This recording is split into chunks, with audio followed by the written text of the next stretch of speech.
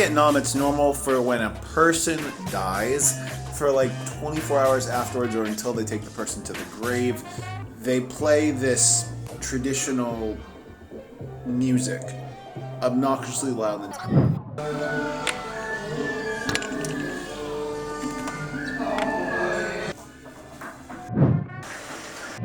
Now, the lack of sound isolation just has to come down to the design of these. And the design of these is actually pretty nice.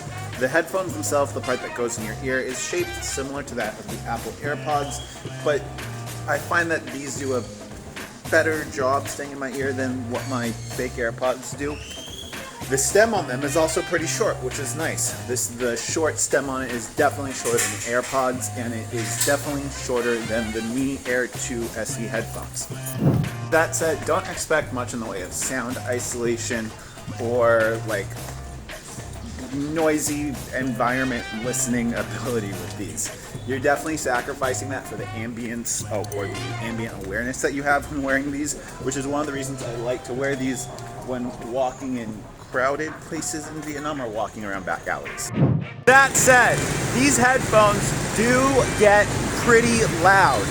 Although walking on the street is definitely not the place that these headphones shine.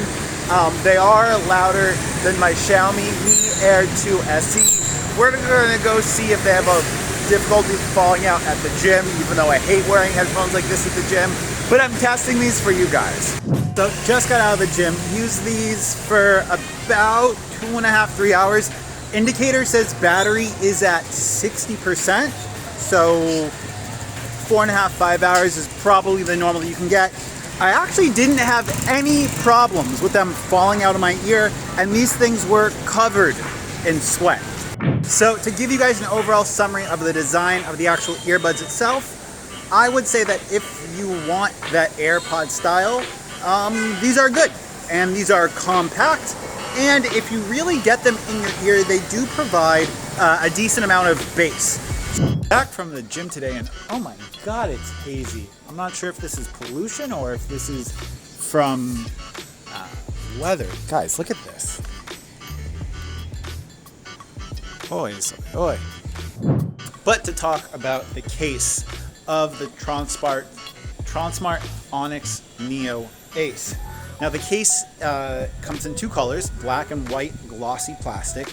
It charges via USB Type-C, and it is in some ways a smart charging case, as it does begin the pairing process between your phone and these as soon as you open these up. Basically, it turns the earbuds, it turns the headphones on when you open up the lid of the case. On the front of the case, there are 4 LED indicator lights, and you can see the indicator lights quite clearly. They are quite bright. When you put the headphones back into the case, 2 of the lights will show up on the case to indicate that the headphones are charging, and then when you open the case, it will show you how much battery life you have left remaining in this. That's a really nice feature because then you can monitor and see when these headphones have finished charging, as well as monitoring how much charge percentage you have left in the case.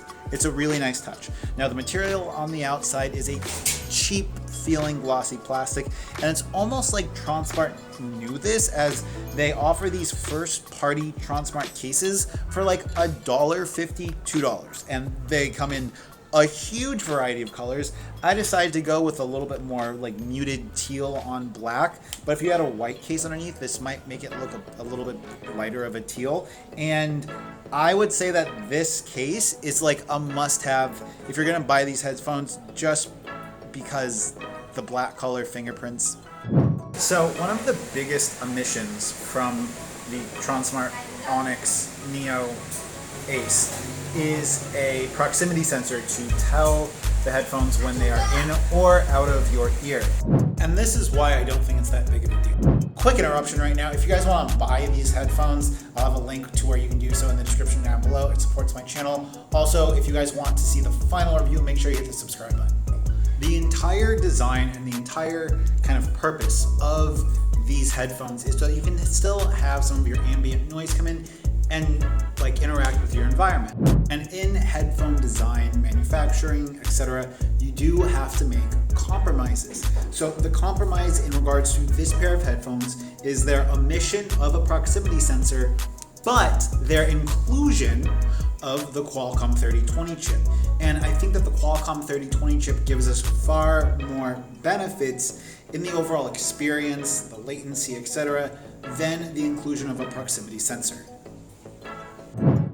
Now, a great example of this is today at the gym. Someone wanted to talk to me, and instead of having to take my headphones out of my ear or fumble around with the Xiaomi's double tap on one specific headphone, I just double tapped either of the headphones. It paused my music, and I didn't have to remove it out of my ear to speak Vietnamese, which for me is a second language, and being able to hear with relative accuracy what she was saying to me, it's a really nice benefit. And part of that responsiveness and overall intuitiveness of the controls of these headphones does come down to the Qualcomm 3020 chip. Because this is my first impressions, initial thing, I'm not going to have a full microphone test of them yet. I'll give you guys a little sample in this quiet room right now. Boom! 1, 2, sync the audio. Here is the Tronsmart Onyx Ace headphones. I made a bunch of mistakes when recording this video on the name of these headphones. Let's be honest, the name of these headphones is too long. It should just be one word. And here is a sample of the audio quality in a quiet but echoey office. And as you guys could see, I'm pretty happy with the overall mic quality of these, and I think that they do a good job in regards to being a microphone. I'm going to need to test them out more on the street before I can give you guys an idea of how much the background noise suppression of these works, but for a relatively controlled environment, I think that they are really good. Now, another thing that I've definitely tried doing with these has been gaming, and unfortunately the latency of these seems to be a little bit higher than I'm used to, especially with the other Tronsmart headphones I have.